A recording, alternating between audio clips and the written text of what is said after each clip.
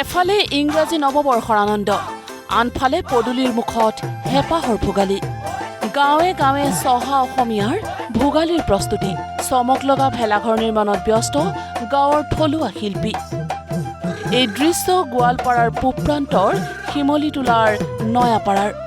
গাঁওবাসীয়ে বাঁহ খেৰ নৰাৰে সাজিছে আকৰ্ষণীয় তোৰণ। ৰংঘৰৰ আৰ্হিত ভেলাঘৰ, সাজিছে মেজি। গাঁৱৰ ডেকা বুঢ়া জীয়ৰী বোৱাৰীৰ এতিয়া ব্যস্ততাৰ অন্তই নাই। সোণোৱালী শস্য চপোৱাৰ পিছতেই চহা কৃষকে উৰুকাৰ নিশা মুকলি পথাৰতেই ল'ব ভোগালীৰ আনন্দ।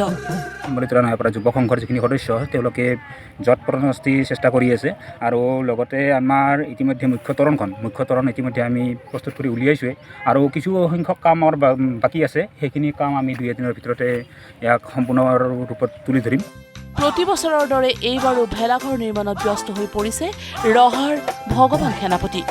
বিলুপ্ত পক্ষীক সুৰক্ষা আৰু সংৰক্ষণ কৰাৰ বাৰ্তাৰে ভগৱান সেনাপতিয়ে নিৰ্মাণ কৰিছে আকৰ্ষণীয় ভেলাঘৰ। ৰহাৰ আমনিশালীত ভগৱান সেনাপতিৰ এতিয়া খাৱন শোৱন নোহোৱা হৈছে, কাৰণ তেওঁৰ সৃষ্টিকৰ্মৰ আদৰ আছে। উজনি নামনিৰ প্ৰতিজন যাত্ৰীয়ে নয়ন জোৰাই চাই যায় সেনাপতিৰ এই অপূৰ্ব সৃষ্টিৰাজি।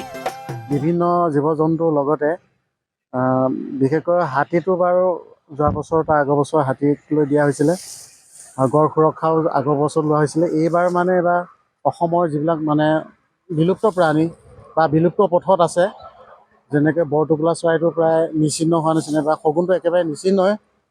তাৰপিছত ইয়াত এটা বনৰীয়া ৰাজহাঁহ এটা দেখুওৱা হৈছে। ভোগালীৰ বজাৰত গোলাঘাটৰ ডেৰগাঁৱৰ গুড়ৰ সৈতে ফেৰ মাৰিব পৰাকৈ সাজু হৈছে মাছবাটৰ কৃষক। বিহুৰ বজাৰত মাছবাটৰ কৃষকে উৎপাদিত কৰা গুড়ে বিশেষ সমাদৰ লাভ কৰিব বুলি আশাবাদী এইসকল চহা কৃষক। মেচিন শালত কুঁহিয়াৰ পেৰি প্ৰস্তুত কৰা গুড় মজুত কৰি ৰাখিছে ভোগালীৰ বজাৰলৈ বুলি। মাছবাটৰ গুড়ৰ সোৱাদৰ কথা নক'ব, আমাৰ যে অৰিজিনেল পিয়ৰ। আৰু ইয়াতে অলপমান বালিয়া চহিয়া মাটিৰ গুড়টো অলপ চাফাও হয় আৰু ইয়াৰে গুড়ৰ যি সোৱাদ বাহিৰৰ নগাঁৱৰ বা চাইডৰ গুড়ৰ সিমান সোৱাদ নাই। আমি বিহুৰ সময়ত গুড় অলপ বেচা কিনা হয়, সেই সময়ত আমি ব্যস্তই থাকোঁ। চাফা গুড় বনাওঁ, আমি ৰাইজৰ কাৰণে চাফা বনাই পেলাই বজাৰত মাৰ্কেট দিওঁ। এনেদৰে এতিয়া ভোগৰ ভোগালীক আদৰিবলৈ সাজু হৈছে ৰাজ্যবাসী। Bureau' report, news live.